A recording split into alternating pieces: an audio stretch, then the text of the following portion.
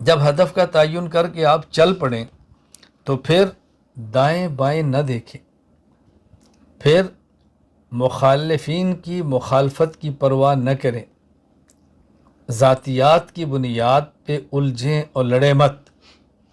بہت سارے لوگ آپ پر اعتراض کریں گے، تنقید کریں گے اور آپ کے جذبات سے کھیلنے کی کوشش کریں گے، آپ کے جذبات کو ابھاریں گے۔ یہ نہ کریں، سمجھنے کی کوشش کریں میری بات، اور منزل مقصود تک پہنچنے کے لیے خود کو سمجھیں۔ میں سمجھانے کے لیے ایک بات عرض کیا کرتا ہوں کہ اگر کسی شخص نے ایئرپورٹ پہ جانا ہو اور اس کی فلائٹ کا وقت کم ہو اور وہ گاڑی پہ نکلنے لگے اور کوئی شخص اس کو گالی دے اور وہ اتر کے گالی کا جواب دے، یا اس کے دست و گریبان ہو لڑنا شروع کرے اور اس کو اپنی فلائٹ کے مس ہونے کا خطرہ ہو، میں کچھ الفاظ بولتا ہوں آپ کی اصطلاحات کے لیے، وگرنہ میں الفاظ نہیں بولتا۔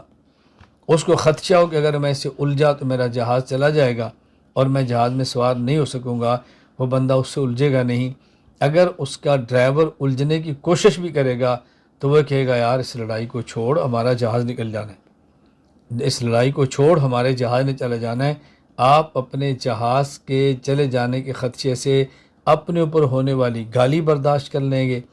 اور اپنے اوپر کیا جانے والا تھوک برداشت کر لیں گے، اس لڑائی میں ہی پڑیں گے، اس لیے کہ میرا جہاز چلا گیا تو آئندہ جہاز ملے گا نہیں، دن لگ جائیں گے یا مہنگا ملے گا، خرچہ بہت ہوگا۔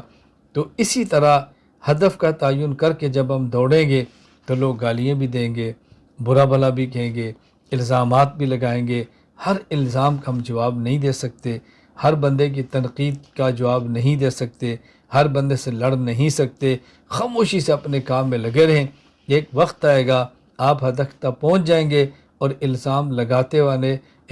لگانے والے لگاتے رہیں گے اور آپ کی بڑھتی ہوئی رفتار کو دیکھتے رہیں گے۔ اس کا بہت زیادہ اہتمام فرمائیں وگرنہ الجھنیں پیدا ہوں گی۔